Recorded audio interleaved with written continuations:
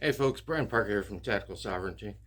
And I heard, a short video tonight, and I'm going to try and nail this in 12 minutes for you. It's about a 16-minute video. I'll drop it down in the description box or in the pinned comments. This is from David Icke, talking about two laws that exist: common law and statutory law. No, I'm not exaggerating. Common law, a lot of people might ask, what is that? Well, common law is the real law of the land, not the laws coming out of government agencies, and the institutions of state in general. That's funny. Supreme Court follows treaty and constitution as law of the land. The police forces and other forms of law enforcement.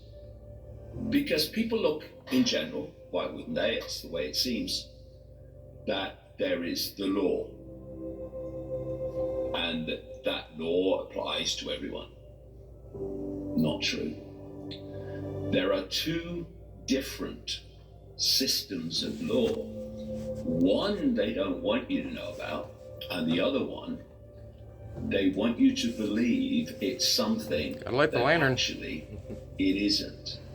And this appreciation of the difference between common law and what is called statute law offers a way to disconnect yourself and, it seems, your business from the impositions of law imposed currently in all the nonsense by governments and its agencies.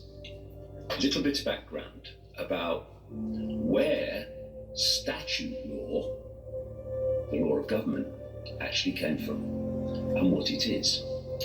So, common law is a very simple system of law, which includes basically do no harm. And if you keep within the parameters of do no harm, then common law is all fine and dandy with that. But then there's another set of laws called statute laws. Where did that come from? Well, long ago, the system of law we now call statute developed when countries started trading with each other, and the merchant ships and the sail ships were going around the world, and commerce on a ever increasingly global. So he's saying that that's where statutory law came from, when commerce started being done, like in his words, around the world. Well, I'm sorry, but the statutory laws for the United States, they could care less about in England or in China or any place else where goods were being delivered across the waters. Those would have been following international law. It would have been following maritime law, because on the waters you're in admiralty jurisdiction. On the land you're not. There's a big difference. A lot of people don't realize. They want to say that admiralty jurisdiction has been brought on land, which he says later on in this video. I'm probably not going to get to it. But the difference is in a court system between admiralty jurisdiction and your statutory or administrative courts is that in maritime law, you don't have a jury. You have a judge. That's it. You don't have a choice between the two. You only get a judge. There's no jury in maritime law. So that's a big no-brainer there to tell that, no, that's not what's happening in the courts today. Let's continue. Scale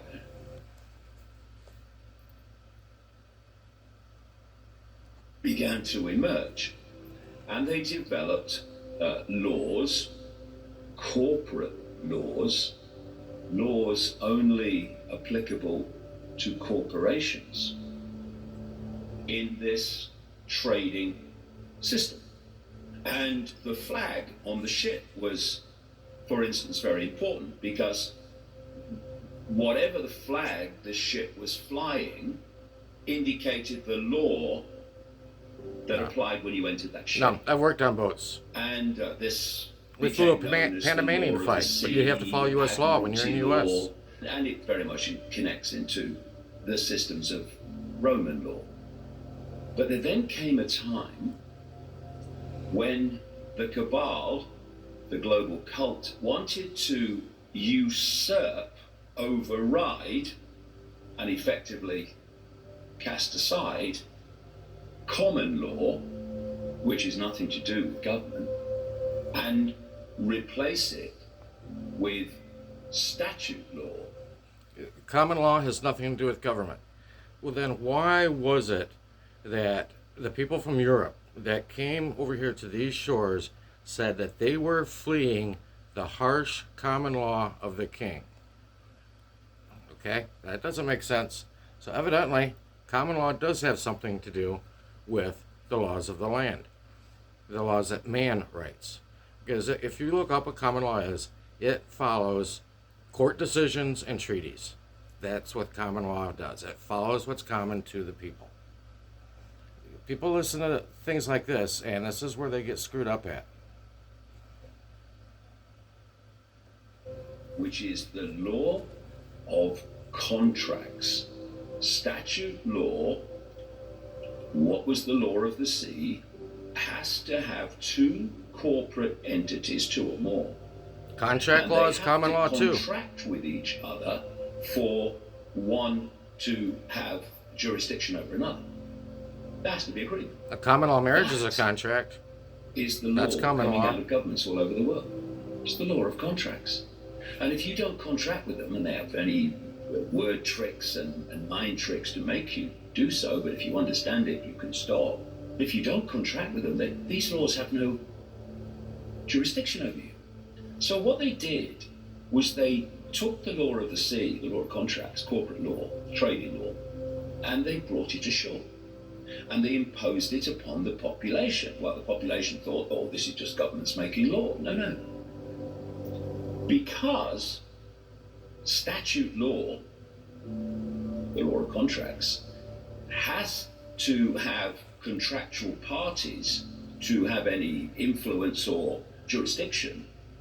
What they did was they turned governments, government agencies, the police forces, I'm talking around the world, even fire services, local councils, social services, they turned them into corporations. Yeah, your government is a corporation. Hold on a second. They turned their agencies into corporations? So why are there still agencies out there? Why aren't they just called corporations? Why isn't it just LLC after their name or CORP after their name? Why are they still called an agency if they're a corporation? An agency is just a subdivision or a franchise, basically, of another company. That's all they are. They're not turning anything into corporations, including you and me. Its agencies are corporations. Law enforcement agencies are corporations. The courts are corporations. They're private corporations. Yeah. Private corporations. And they had to be made so because under statute law, law of the sea, it only applies between contracting corporations. They Statutory law is not law of the sea. I'm law sorry. of the sea terms. Law of the sea is maritime law. Legalese for statute law. Why do you think that the accused person in a court stands in a dock? I never stood on a dock. Throwback I never had water under me. to the law of the sea, which has been brought ashore. When I went to America, I've been to America before, but I went to America for the first time to talk about all this. Listen, I've seen too many situations where there was kind of discussions between countries, like when a plane went down, as to who is it under? Is it under the jurisdiction of where it took off from, or is it in the jurisdiction of maritime law if it crashed in the water? And it was always found that it was under maritime law if it had crashed in the water. So, no, You're not going and dragging the law of water onto the land. It doesn't work that way. And I'll have this down in the description box or in the pinned comment below. You can watch the entire thing. But he also says that they turn people into corporate entities by calling them Mr. or Mrs. That's so old. That's such old patriot nonsense. If that is what establishes a corporation, I've never gotten in a car and driven to Mr. Walmart, or gotten in a car and gone down to Mrs. Sunoco to get gas. No, Mr. and Mrs. are just honorary. They're just niceties. It has nothing to do with being a corporate structure. It's all about law of agency. It's all about what you're representing, and you are representing a corporate structure that they created when you were born, but they didn't turn you physically into anything. It just doesn't work that way. Well, I said I was going to keep this at 12 minutes or under, and I'm right at 11 minutes. And I think we've seen enough holes to realize the dude doesn't know what he's talking about. And he's saying there's only two kinds of law. There's upwards of 10 different types of law. Now, there's two really important ones he never even mentioned. What about natural law? Don't tell David Icke he's not talking about natural law. You'll come unhinged on him. What about covenant law? The law you have with your Creator. Isn't that the more important one? Like I tell people every week, learn who you really are, where you're really from, and where you're really at. Because you've been deceived on all three of those levels. And we've nailed this right at the 12-minute mark. So, hey, come and see us Sunday nights on our regular podcast, 9 p.m. Eastern on Talkshoe, 143-321. And sayonara, everybody. Thanks for being here. Bye.